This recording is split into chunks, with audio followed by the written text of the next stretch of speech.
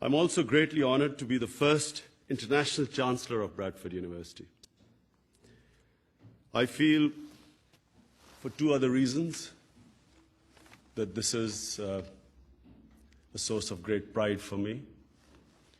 One, that in social inclusiveness, Bradford was considered #1 university. I think this is a tremendous achievement. And secondly, in graduate employment, in north of England, it was #1 university and #2 overall in England. So I think you really have conferred a great honor on me to have elected me as your Chancellor. Very briefly to the graduates, I just have a few words of advice from my own experience. As you just saw today, I'm not a very good starter. I was always at my most vulnerable when I first went into bat. But the reason I was more successful than others was because I learned from my mistakes. I was better at analyzing my mistakes and then correcting them than other people.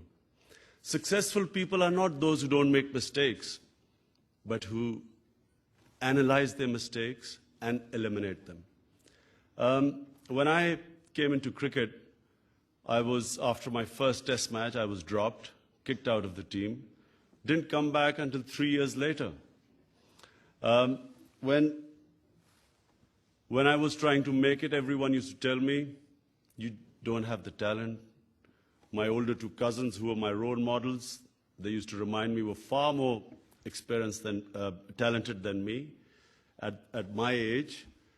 And throughout my cricketing career, I was told that it's impossible. You cannot do it. Similarly, when probably far more difficult than playing cricket was building the first cancer hospital in Pakistan, I held a conference of the top doctors in the city. Out of the 20 doctors, 19 said that it was impossible. You cannot build a cancer hospital in Pakistan. I also had a lot of ridicule, people laughing at me throughout various stages of my life. But this is really what I want to tell you.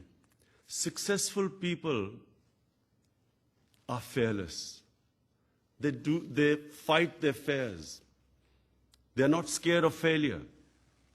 They do not care what people say, because people change what they think all the time.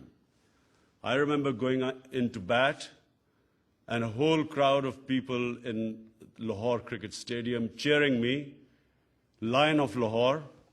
I got out first ball and the same crowd started jeering at me.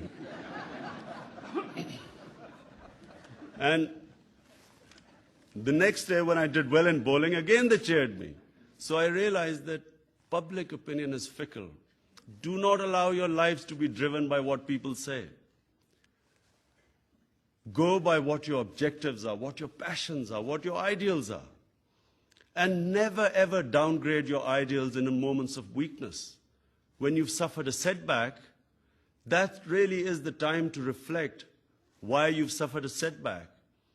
And correct the mistake and keep going towards that ideal. Because the problem is, it's not a defeat that destroys you. It's being demoralized by defeat that destroys you. As long as you keep learning from defeats, you will always keep coming back and get stronger all the time. I wasn't the most talented, but it was this ability to keep coming back that I succeeded. People still laugh at me in politics. They think that I won't make it. But I think I will, after Harold Wilson, I'll be your next Chancellor to become the Prime Minister.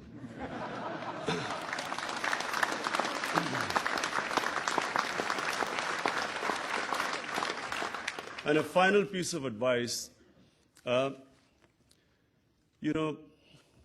making money seeking material well-being is fine, but always make money for an objective, higher objective. Never make money your objective, because it is the recipe for unhappiness. Finally, Baroness Amos, thank you for that compliment you paid me. I'm delighted. I'm also delighted that my first conferment of honorary degree as Chancellor has been to you, in recognition of your distinguished contribution to public life, and particularly in the field of equal opportunities and international development. Vice Chancellor, ladies and gentlemen, I thank you all for your attendance and your personal support to myself, despite my poor start. I commit myself fully to my new role as Chancellor.